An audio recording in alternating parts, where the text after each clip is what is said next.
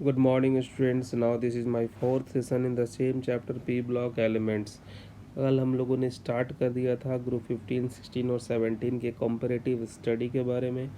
बच्चों अब आपको जिस दिन हम वीडियो अपलोड करेंगे उसी दिन आपके नोट्स के लिए हम PDF फॉर्मेट भी अपलोड कर देंगे आपके गूगल क्लासरूम में, ताकि आप आसानी से इसको लिख सके, वीडियो पॉज करने की ज़रूरत ना हो।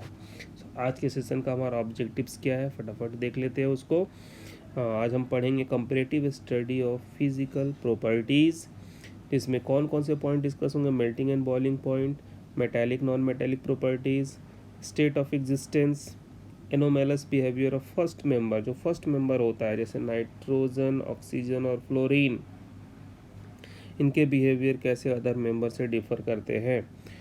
और ग्रुप 15, 16, 17 के इन तीनों मेंबर्स के बारे में पढ़ने के बाद हम पढ़ेंगे यहाँ पर हमारा जो नेक्स्ट होगा केमिकल प्रॉपर्टीज़ होगा। और केमिकल प्रॉपर्टीज़ में आज का हमारा जो पहला टॉपिक होगा बच्चों, that is important, that is regarding oxidation state. ठीक है, तो ये आज का हमारा ऑब्जेक्टिव है। अब हम आगे बढ़ते हैं और सबसे पहले हम फिज़िकल प्रॉपर्टीज़ की बात करते हैं। पूरा आपके स्क्रीन पर डिस्प्ले हो चुका है। देखिए फिजिकल प्रॉपर्टी जब आप बच्चों पढ़ते हो तो सबसे पहली बात है कंपैरेटिव स्टडी का मतलब क्या है। जिस पॉइंट पे हम डिस्कस ग्रुप 15 के लिए करेंगे, सेम पॉइंट ग्रुप 16 के लिए और सेम पॉइंट 17 के लिए। तो सबसे पहली बात हम ये देखते हैं कि ग्रुप 15 के जो एटम्स होते हैं एक्चुअल में these are polyatomic molecule. Obviously group 16 भी आपको मॉलिकुलर फॉर्म में जब एग्जिस्ट करेगा, डायटॉमिक हो, ट्राइएटॉमिक हो। ग्रुप 17 भी डायटॉमिक मॉलिक्यूल के रूप में रहता है, जैसे फ्लोरीन F2, Cl2, Br2।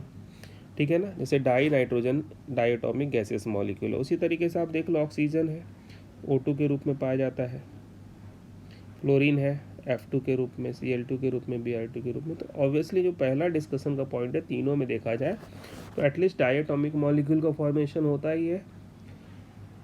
और ग्रुप 15 में आप देख ली P4 जो फास्फोरस है वो अपने P4 के रूप में एग्जिस्ट करता है, सल्फर एसिड के रूप में एग्जिस्ट करता है। तो ये पॉलीएटॉमिक मॉलिक्यूल के रूप में इनका एग्जिस्टेंस होता है। आगे बात समझ में, पहला पॉइंट क्लियर हो गया। दूसरा पॉइंट बच्चों है उनके एग्जिस्टेंस में, जैसे वो मेटल है, नॉन मेटलॉइड है, या नॉन मेटल है या मेटलॉइड है। तो ज़रा देखो इस कॉन्सेप्ट को ज़रा आप डेवलप कर लीजिए। तो कॉन्सेप्ट क्या कहता है बच्चों कि पीरियड में, in period left to right जब आप जाते हैं, एटॉमिक साइज डिक्रीज करेगा। एटॉमिक साइज डिक्रीज करने का मतलब क्या हो गया? टेंडेंसी टू गेन इलेक्ट्रॉन ये इंक्रीज करेगा। और इसका इंक्रीज करने का मतलब क्या हो गया? नॉन मेटालिक प्रॉपर्टीज़ क्या होगी? वो इंक्रीज करेगी। अब बात हम करते हैं ग्रुप की, top to bottom. Top to bottom जब बात करोगे तो यहाँ पर क्या होगा? Atomic size, top to bottom atomic size क्या होता है? डिक्रीज करता है, इंक्रीज करता है। आयनाइजेशन एंथैल्पी,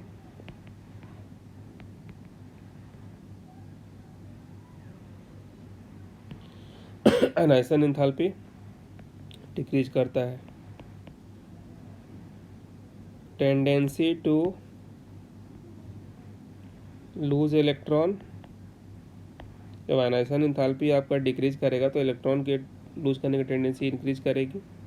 और जब ये टेंडेंसी इंक्रीज करेगी तो मेटालिक प्रॉपर्टी इंक्रीज करता। आगे बात समझ में? तो ऑब्वियसली आप किसी भी पीरियड में लेफ्ट टू राइट जाओगे। जैसे मान लो अगर आप ग्रुप 15 में नाइट्रोजन, ऑक्सीजन और फ्लोरीन की बात करो तो इधर से इधर लेफ्ट टू राइट जा रहे हो, ये नॉन मेटल होगा। आगे बात समझ में? और मेटल नॉन मेटल की क्राइटेरिया हम वैलेंसी के आधार पर भी बताते हैं। तो देखा जाए बच्चों तो टॉप टू बॉटम जाने पर मेटेलिक कैरेक्टर इंक्रीज करता है डाउन द ग्रुप, ये पॉइंट नंबर 4 ग्रुप 15 में देखिए। वैसा ही ग्रुप 16 में देखो ऑक्सीजन एंड सल्फर जो है आपको नॉन मेटल है। फर्स्ट पॉइंट है आपका मेटलॉइड जो है सेलेनियम और टेलुरियम मेटलॉइड है और पोलोनियम आपका मेटल है। समझ में आ गई बात। Group 17 almost they are non metal. अब इसके पीछे रीजन क्या है, हमने अभी जस्ट आपको बताया एटॉमिक साइज। रीजन यहाँ पर दिया हुआ है ग्रुप 15 के पॉइंट 4 के नीचे देखिए। एटॉमिक साइज आपका इंक्रीज करता है और एनएसएन एंथैल्पी डिक्रीज करता है, इसलिए मेटेलिक कैरेक्टर इंक्रीज करता है। सेम रीजन ग्रुप 16 में भी आप लिखोगे। आगे बात समझ में। जैसे ग्रुप 16 का नॉन मेटल मेटलॉइड और मेटल की बात की थी, पॉइंट नंबर 5 ग्रुप 15 में देखिए नाइट्रोजन और फास्फोरस नॉन मेटल है, आर्सेनिक एंटीमनी मेटलॉइड है और बिस्मथ मेटल है। अब बात करते हैं जो सबसे इंपॉर्टेंट है बॉइलिंग और मेल्टिंग पॉइंट की, जो तीनों में हमें कंपैरेटिव करके देखना है। तो now my dear students please see boiling point increases from top to bottom, ये इंक्रीज करता है top to bottom. Melting point increase करता है top to bottom with increase in atomic number. क्यों? रीजन है सिंपल सा, वंडरबॉल फोर्स आपका क्या होगा, साइज बढ़ने से इंक्रीज करता है, इसलिए मेल्टिंग पॉइंट और बॉइलिंग पॉइंट इंक्रीज करता है। पॉइंट नंबर 6, 7, पॉइंट नंबर 4 आप देख लो ग्रुप 16 में और पॉइंट नंबर 2 ग्रुप 17 में, सेम पॉइंट है, कोई डिफरेंस नहीं। एक इम्पॉर्टेंट पॉइंट यहाँ पर क्या है बच्चों, हैलोजेंस के बारे में अगर आप देखिए पॉइंट नंबर 3, तो हैलोजेंस आर कलर्ड, वो कलर्ड होते हैं। इसके पीछे रीज़न क्या है, और फ्लोरीन क्लोरीन ब्रोमीन आयोडीन के अपने पर्टिकुलर कलर होते हैं, इसके पीछे का रीज़न क्या है वो समझना बहुत ज़रूरी है। तो इसका रीज़न क्या है कि हैलोजेंस जो होते हैं बच्चों एब्जॉर्ब करते हैं radiation in visible region. Visible region में आप किसी भी रेडिएशन को एब्जॉर्ब करेंगे, किसी पर्टिकुलर कलर को एब्जॉर्ब करेंगे, और जो इलेक्ट्रॉन्स होता है वो एक्साइटेड स्टेट में चला जाता है, हायर एनर्जी लेवल में चला जाता है। और जब हायर एनर्जी लेवल से वो लोअर एनर्जी लेवल में जब आएगा तो वो एनर्जी रिलीज करता है in the form of radiation. That's why halogens are coloured. और ये क्वेश्चन पूछा भी जाता है एग्जाम में, 1 मार्क्स में क्वेश्चन आते हैं। तो ये 2 पॉइंट आपके रीजन के रूप में आपको लिखना होगा। फ्लोरीन का येलो कलर होता है, chlorine is greenish yellow colour, bromine is red in colour, iodine is violet in colour. यहाँ F2 को बच्चों आप सब स्क्रिप्ट के रूप में ऐसे लिखेंगे। ओके, सबको समझ में आ गया। अब एक इम्पॉर्टेंट पॉइंट है, except nitrogen all the elements show allotropy. अगर ग्रुप 15 की बात करो तो नाइट्रोजन के अलावा बाकी जैसे आपके एलिमेंट्स हैं उनके एलोट्रॉप्स होते हैं, यानी उसके एक से ज़्यादा रूप मिलेंगे, having different physical property same chemical property. Group 16 की बात करें तो ऑक्सीजन जो है आपको डायटोमिक मॉलिक्यूल के रूप में एग्जिस्ट करता है, ठीक है ना। और एक पॉइंट जो सबसे ज़्यादा इम्पॉर्टेंट है, पॉइंट नंबर 5 पर अगर आप फोकस करो ग्रुप 16 में, large difference between the melting point and boiling point of oxygen and sulphur. अभी आपको हम वो डाटा दिखाएंगे, आप इस चीज़ को बहुत आसानी से समझ लेंगे। मेल्टिंग और बॉइलिंग पॉइंट के बीच में बहुत ज़्यादा डिफरेंस होता है ग्रुप 16।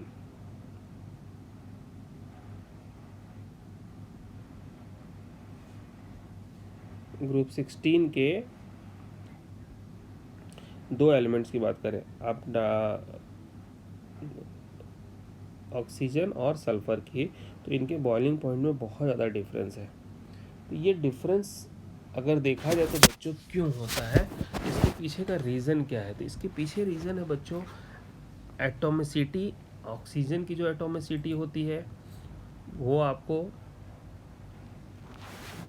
तो जो बच्चों डिफरेंस है आप देख लो बॉइलिंग पॉइंट का, मैं आपको बता रहा हूँ डाटा, जो मेल्टिंग पॉइंट और बॉइलिंग पॉइंट होता है, ऑक्सीजन का जो होता है आपको बॉइलिंग पॉइंट ये होता है 1990 केल्विन, और सल्फ़र का होता है 718 केल्विन। देखिए कितना ज़्यादा डिफरेंस है, तो ये बहुत ज़्यादा डिफरेंस है। उसी तरह से मेल्टिंग पॉइंट की बात करो तो ऑक्सीजन का जो मेल्टिंग पॉइंट है बच्चों वो होता है आपको 55 केल्विन, जबकि सल्फ़र का जो मेल्टिंग पॉइंट होता है इट इज़ 393 केल्विन। तो ये बहुत ज़्यादा जो डिफरेंस क्रिएट हो रहा है यहाँ पर किसके बीच में, सल्फ़र और ऑक्सीजन के बीच में।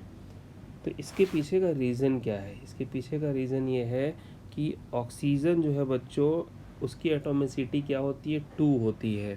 वो किस फॉर्म में एग्जिस्ट करता है, O2 के फॉर्म में एग्जिस्ट करता है, while sulphur exist as a polyatomic molecule S8, वो S8 के फॉर्म में एग्जिस्ट करता है। तो ऑब्वियसली यहाँ पर क्या हो जाएगा, ज़्यादा टेम्परेचर अचानक से आपको रिक्वायर्ड होगी इसको बॉइल्ड और मेल्ट करने के लिए। इज इट क्लियर, समझ में आ गया ना आपको। तो ये कुछ इम्पॉर्टेंट पॉइंट्स हैं जो आपको ध्यान में रखना होगा, क्योंकि ऐसे क्वेश्चंस, छोटे छोटे क्वेश्चंस 1 मार्क्स में पूछे जाते हैं, रीजनिंग क्वेश्चंस पूछे जाते हैं, और ऐसे रीजनिंग क्वेश्चंस को आप आसानी से कर सकते हो, बशर्ते आप इस चीज़ को ध्यान में रखेंगे तब। क्योंकि हम होता क्या है कि हम छोटे छोटे पॉइंट्स पे सोचते नहीं हैं, और हमें लगता है कि जो बड़े रिएक्शंस है, डिफरेंसेस है, उनको हम पढ़ लें तो हमारा काम हो जाए। ऐसा नहीं है, ठीक है ना बच्चों। तो इस पॉइंट पर आप ध्यान देंगे। ओके,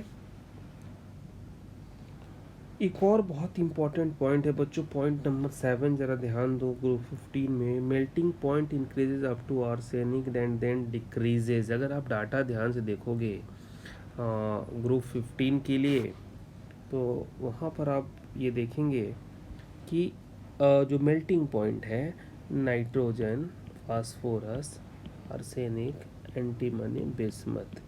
तो अगर आप मेल्टिंग पॉइंट और बॉइलिंग पॉइंट की बात करो, तो स्पेशली मेल्टिंग पॉइंट की बात करो, बॉइलिंग पॉइंट जो इंक्रीज करता है, तो मेल्टिंग पॉइंट है वो 63 केल्विन, ये केल्विन की बात कर रहा हूँ, 317 केल्विन फास्फोरस के लिए। आर्सेनिक के लिए बात करो तो 1089 केल्विन, और फिर यहाँ से डिक्रीज करता है 904 और 544। पॉइंट ऑफ डिस्कशन कि अप टू आर्सेनिक इंक्रीज किया, यहाँ से यहाँ तक तो इंक्रीज किया, then it start decreases by. ऐसा जबकि आपको हम बात करते हैं ग्रुप 16 के लिए, तो ग्रुप 16 में अगर हम डाटा कंपेयर करें तो ग्रुप 16 में ऐसा देखने को नहीं मिलता।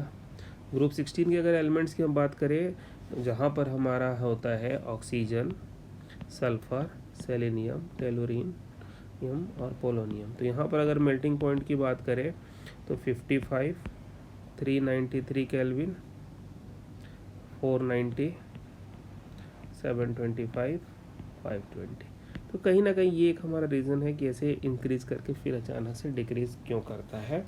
तो इसके पीछे का रीज़न है बच्चों, जब when in A group, specially in 15 group number, melting point from nitrogen to arsenic increases, and from arsenic it decreases up to bismuth, because down the group what happens, the size of element increases, element का size बढ़ता है, और due to inert pair effect, inert pair effect के कारण उनकी tendency क्या होने लगती है, कोवेलेंट बॉन्डिंग की होने लगती है। और जब कोवेलेंट बॉन्डिंग की टेंडेंसी होने लगेगी तो बच्चों क्या होगा, ये वीक फोर्स ऑफ अट्रैक्शन होगा, और इस तरीके से उनकी मेल्टिंग पॉइंट सॉलिड स्टेट में लोवर्ड हो जाती है। आगे बात समझ में। तो ये रीज़न है जो यहाँ पर हमने मेंशन नहीं किया, शुड राइट इट, कि top to bottom in due to inert pair effect tendency to form covalent bonding increases. वो 3 कोवेलेंट बॉन्ड्स बनाने की जो टेंडेंसी होती है वो इंक्रीज करने लगती है। तो इसलिए आपका ये पॉइंट नंबर 7 भी है इंपॉर्टेंट हो जाता है। Okay, so all the points have been discussed. Halogens coloured compound बनाते हैं क्यों। ग्रुप 16 की बात करें तो सल्फर और ऑक्सीजन के बीच में मेल्टिंग पॉइंट का और बॉइलिंग पॉइंट का इतना ज़्यादा डिफरेंस क्यों होता है। और ग्रुप 17 में बात करें तो जो बॉइलिंग पॉइंट है, मेल्टिंग पॉइंट है, वो पहले इंक्रीज करता है up to arsenic then decreases. तो these 3 points are very important. Now moving to the next topic, that is anomalous behaviour. Anomalous behaviour किस लिए, इसका मतलब है कि ये जो मेंबर्स हैं अपने ही ग्रुप के अदर मेंबर से डिफर क्यों करते हैं। सिंपल से पॉइंट्स है, जब आप थोड़ा फटाफट इनको देखोगे, और आपने 11th क्लास में पढ़ा है, नाइट्रोजन स्मॉलर साइज, पहला पॉइंट। वही ऑक्सीजन का भी साइज छोटा होता है रेस्ट ऑफ द मेंबर्स के रिस्पेक्ट में। फ्लोरीन के लिए भी सेम पॉइंट है, smaller size. Second point, high electronegativity. जो फर्स्ट मेंबर है ग्रुप के, उनकी इलेक्ट्रोनिगेटिविटी हाई होती है। जो सेकेंड पॉइंट है आप देख लीजिए, तीनों में कॉमन है, ठीक है। और सबसे इंपॉर्टेंट पॉइंट जो थर्ड है, हाई आयनेशन इंथैल्पी। इन सबकी हाई आयनेशन इंथैल्पी क्या होती है, बहुत ज़्यादा होती है। जब साइज छोटा होगा, इलेक्ट्रॉन को रिमूव करना डिफिकल्ट होगा। And the most important point, non availability of d orbitals. My dear students, nitrogen, oxygen और फ्लोरीन, किसी के पास डी ऑर्बिटल नहीं होता है। अगर आप देखो नाइट्रोजन, नाइट्रोजन, इसका atomic number 7, 1s2 2s2 2p3। Second orbit में आपको डी ऑर्बिटल शुरू ही नहीं होता, वही आपको हो जाएगा ऑक्सीजन के लिए 2s2 2p4, क्लोरीन के लिए 2s2 2p5। They all have non availability of d orbitals, और डी ऑर्बिटल नहीं होने से वो डी पाई पी पाई बॉन्डिंग नहीं बना सकते। एबिलिटी क्या होती है, सिर्फ पी पाई बॉन्डिंग की होती है। यहाँ ध्यान से देखिए, जिसको मैं राउंड कर रहा हूँ बार बार, आगे बात समझ में। तो इनके पास पी पाई मल्टीपल बॉन्ड बनाने की टेंडेंसी होती है। तो ये जो 4-5 पॉइंट बच्चों हमने यहाँ बताया, यही पॉइंट्स आपको लिखना होता है जब भी आप कॉम्पिटिटिव स्टडी करने के बाद जब रीजनिंग टाइप ऑफ क्वेश्चंस को सॉल्व करिए, तो इस पॉइंट ऑफ व्यू से सोचना शुरू करो। You can easily get your answer कि एक्चुअल में यहाँ रीज़न क्या होगा। आगे बात समझ में। और नाइट्रोजन की देखिए तो बॉन्ड एंथैल्पी बच्चों बहुत हाई होती है, क्योंकि यहाँ इफेक्टिव ओवरलैप होता है, ट्रिपल बॉन्ड बन जाता है। और आप जानते हैं कि जब डबल बॉन्ड का फॉर्मेशन होता है तो शॉर्टर होता है, स्ट्रॉन्गर होता है। जब शॉर्टर और स्ट्रॉन्गर होगा तो ऑब्वियसली उसको ब्रेक करने के लिए एनर्जी ज़्यादा देनी पड़ेगी, ठीक है ना। और स्मॉल साइज होने के कारण अब एक चीज़ ध्यान दीजिए आप, अगर नाइट्रोजन और नाइट्रोजन के बॉन्ड को तोड़ने की ज़रूरत महसूस हो, सिंगल बॉन्ड को, बहुत ज़्यादा एनर्जी लगेगी। अगर फास्फोरस और फास्फोरस को तोड़ना हो तो अब कंपैरिजन करना है, तो nitrogen single bond is weaker then single PP single bond. क्यों? क्योंकि नाइट्रोजन का साइज छोटा होता है, और जब साइज छोटा होगा तो इंटर इलेक्ट्रॉनिक रिपल्सन ज़्यादा होगी नॉन बॉन्डिंग इलेक्ट्रॉन्स की, और इसके कारण बॉन्ड को ब्रेक करना आसान होगा। ऐसे भी याद रखिए, when size is smaller there will be more distortion, inter electronic repulsion ज़्यादा होगा। इसलिए यहाँ देखिए लिखा गया low F bond dissociation enthalpy. F bond को डिसोसिएट करने की एंथैल्पी जो होती है वो क्या होती है, छोटी होती है। सिंगल बॉन्ड ब्रेकडाउन जब आप करते हैं। ये सारे पॉइंट्स आप ज़रा अच्छे से समझ लीजिए, नोट कर लीजिए। ओके, क्लियर है। अब मैं आगे बढ़ता हूँ। आज का जो हमारा आखिरी टॉपिक है केमिकल प्रॉपर्टीज़ में, chemical properties, you should write here P, properties. Chemical properties में क्या है हमारा बच्चों, एक ही टॉपिक आज में देखना, ऑक्सीडेशन स्टेट। और आप सबको पता है कि ऑक्सीडेशन स्टेट क्या होता है, charge present on an atom in a molecule. किसी मॉलिक्यूल के अंदर किसी पर्टिकुलर एटम पे जो चार्ज होगा उसको हम उसका ऑक्सीडेशन स्टेट कहते हैं। उसकी टेंडेंसी क्या है, वो इलेक्ट्रॉन गेन या लूज करने की, वो तो उससे हमें पता चल जाता है कि अगर वो मेटल नॉन मेटल है, plus how many electron shared, gain और लॉस्ट, उससे हमें उसकी बैलेंसिंग का पता चल जाता है। लेकिन किसी भी मॉलिक्यूल में अगर पर्टिकुलर एटम के ऊपर कितना चार्ज है डेवलप हुआ, उसका हम कैलकुलेशन करते हैं, that is called oxidation state. तो ग्रुप 15 की अगर हम बात करें तो इसके कॉमन ऑक्सीडेशन स्टेट -3 +3 और +5 होते हैं। ग्रुप 16 में -2 ऑक्सीडेशन स्टेट होता है, स्टेबल ऑक्सीडेशन स्टेट, लेकिन टॉप टू बॉटम जाओगे डिक्रीज करेगा। ग्रुप 70 में जितने भी हेलोजन एटम्स हैं सबका एग्जिस्ट -1 ऑक्सीडेशन स्टेट। क्यों? इलेक्ट्रॉनिगेटिविटी हाई है। ऑक्सीडेशन स्टेट को कैसे हम इंक्रीज कर सकते हैं, जब हमारे पास अवेलेबल डी ऑर्बिटल हो, हम इलेक्ट्रॉन को अनपेयर्ड कर सकें। अब जरा देखो, tendency to exhibit -3 oxidation state decreases down the group, ठीक है ना। आप टॉप टू बॉटम जाओगे बच्चों, तो उस समय आप देखो क्या होता है, साइज एटम का साइज बड़ा होता है, मेटेलिक कैरेक्टर इंक्रीज करता है। मेटेलिक कैरेक्टर इंक्रीज करने का मतलब है इलेक्ट्रॉन लूज करने की टेंडेंसी बढ़ती है। इलेक्ट्रॉन लूज करने की टेंडेंसी का मतलब है उसके ऊपर प्लस ऑक्सीडेशन स्टेट क्या होगा, पॉजिटिव होगा, ठीक है। अब एक इम्पॉर्टेंट जो पॉइंट है वो ज़रा ध्यान से समझिए इसको, कि अगर मान लीजिए किसी भी ग्रुप में, जैसे मैं यहाँ पर आपको कहता हूँ कंपेरेटिवली बताऊँ, ग्रुप 15 की अगर हम बात करें तो ग्रुप 15 में 2 ऑक्सीडेशन स्टेट, एक +3 और एक +5।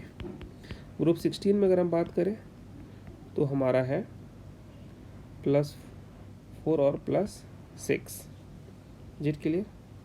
तो अब यहाँ पर ध्यान दो, अगर टॉप टू बॉटम जाओगे आप, टॉप टू बॉटम जाने पे इन दोनों ऑक्सीडेशन स्टेट में से कौन सा ऑक्सीडेशन स्टेट ज़्यादा स्टेबल होगा, तो हमेशा याद रखिएगा, टॉप टू बॉटम जाने पर इनर्ट पेयर इफेक्ट की बात हम करते हैं, जहाँ आउटर मोस्ट ऑर्बिट का जो एस ऑर्बिटल का इलेक्ट्रॉन से वो अपना रिलक्टेंस करता है, वो बॉन्डिंग में भाग लेना नहीं चाहता है। इसीलिए पॉइंट नंबर 3 को ज़रा ध्यान से देखो, stability of +5 oxidation state decreases. और ग्रुप 16 में पॉइंट नंबर 3 को देखिए, पॉइंट नंबर 4 को देखिए, the stability of +6 oxidation state decreases, यानी कि जो हायर ऑक्सीडेशन स्टेट है उसकी स्टेबिलिटी टॉप टू बॉटम जाने पर डिक्रीज करती है, जबकि +3 का ग्रुप 15 के लिए ज़्यादा स्टेबल है, +4 ग्रुप 16 के लिए ज़्यादा स्टेबल है। रीज़न क्या है? वो सिंपल सा आंसर है, due to increase in inert pair effect down the group. दोनों में सेम पॉइंट लिखना है। आगे बात समझ में, दोनों के सेम पॉइंट्स होंगे। अब in case of nitrogen all oxidation state from +1 to +4 tend to, वो आपको दिखाई देगा, देख लीजिए यहाँ पर एक रिएक्शन देख लीजिए, एसिडिक सॉल्यूशन में डिस्प्रोपोर्शनेशन रिएक्शन आपको याद आ रहा है, याद करिए, आपने 11th में पढ़ा होगा, जहाँ की सेम एलिमेंट के उसी पर्टिकुलर रिएक्शन में अलग अलग ऑक्सीडेशन स्टेट होते हैं, ठीक है ना। यहाँ पर अगर आप देखना चाहो तो देख लो, और यहाँ पर इसका ऑक्सीडेशन स्टेट +2 है, ठीक है। अगर यहाँ पे देखिए आप HNO3 में क्या है, HNO2 में क्या है, कैलकुलेट कर लीजिए आप।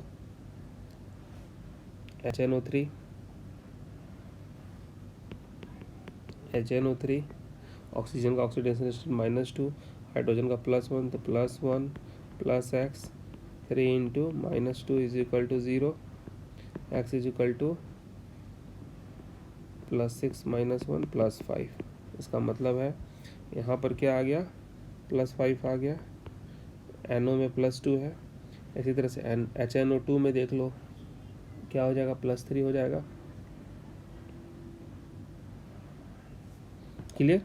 तो सारे ऑक्सीडेशन स्टेट देखने को आपको मिलते हैं डिस्प्रोपोर्शनल रिएक्शन के through in acidic solution. Nitrogen is restricted to a maximum of covalency 4। ये बहुत इंपॉर्टेंट है, पूछा जाता है कि नाइट्रोजन की मैक्सिमम कोवैलेंसी कितनी हो सकती है। तो हमें कभी कभी बच्चों ऐसा लगता है कि नाइट्रोजन की कोवैलेंसी 3 होगी। क्यों ऐसा हम सोचते हैं? क्योंकि नाइट्रोजन के पास हमें लगता है कि 5 वैलेंस इलेक्ट्रॉन्स है और वो 3 कोवैलेंट बॉन्ड बना सकता है। But this lone pair electron can also take part as a coordinate bonding in covalency. So maximum covalency कितनी होगी नाइट्रोजन की? 4 होगी। Is it clear? यहाँ तक सबको समझ में आ गया ना? तो इस तरीके से बच्चों आप देखिए जो भी पॉइंट्स है सब क्लियर है। अब हम बात करते हैं ग्रुप 17 की। Fluorine atom exhibit to only -1 oxidation state. बाकी क्लोरीन ब्रोमीन जो है उनका ऑक्सीडेशन स्टेट 1 +3 +5 एंड +7 तक जा सकता है। कैसे? Now look at here. जरा देखिए, ये है हेलोजन एटम का आपको इलेक्ट्रॉनिक कन्फिग्रेशन, जहाँ NS में आपको 2 इलेक्ट्रॉन, NP में आपको 5 इलेक्ट्रॉन है। फर्दर आपको क्या होगा, इसके आगे अगर आप देखें तो यहाँ से क्या हो सकता है, अगर यहाँ पे इलेक्ट्रॉन पहले कंडीशन में आप देखिए तो 1 अनपेयर्ड इलेक्ट्रॉन है, तो इसका ऑक्सीडेशन स्टेट -1 या +1 हो सकता है। यहाँ पर क्या हो गया, अब 3 अनपेयर्ड इलेक्ट्रॉन है तो +3 ऑक्सीडेशन स्टेट होगा। यहाँ पर अगर सेकेंड एक्साइटेड स्टेट में जाइए तो 4 अनपेयर्ड इलेक्ट्रॉन हो गए, सॉरी 5 हो गए, तो 5 अनपेयर्ड इलेक्ट्रॉन के कारण +5 ऑक्सीडेशन स्टेट होगा। थर्ड एक्साइटेड स्टेट में चले जाओ तो 7 अनपेयर्ड इलेक्ट्रॉन हो गए, तो आपको +7 ऑक्सीडेशन स्टेट होगा। तो फ्लोरीन को छोड़कर बाकी जो अदर मेंबर्स हैं उसमें -1 +3 +5 +7 ये वेरियस ऑक्सीडेशन स्टेट ऑब्जर्व किया जाता है। इस पॉइंट को समझ लिया। Why? Because they have d orbitals but fluorine does not have d orbitals. और फ्लोरीन जो है मोस्ट इलेक्ट्रोनेगेटिव एलिमेंट है। क्लियर हो गया? सबको समझ में आ गया? तो ये चीज़ आपको यहाँ पर बताया गया। और एक चीज़ इंपॉर्टेंट है बच्चों, जरा सा हम बात करते हैं ग्रुप 17 की। तो ग्रुप 17 के जो एलिमेंट्स हैं जैसे फ्लोरीन है, क्लोरीन है, ब्रोमीन है, they are most strongest oxidizing agent. चूँकि इलेक्ट्रोनेगेटिविटी हाई है, इनकी टेंडेंसी इलेक्ट्रॉन गेन करने की है, तो ये ऑक्सीडाइजिंग एजेंट के रूप में काम करते हैं, दूसरे को ऑक्सीडाइज कर सकते हैं। ठीक है ना? अब यहाँ पर देखो, एक हैलोजन एटम अपने से हायर किसी एटॉमिक नंबर वाले हेलोजन एटम को ऑक्सीडाइज कर सकता है।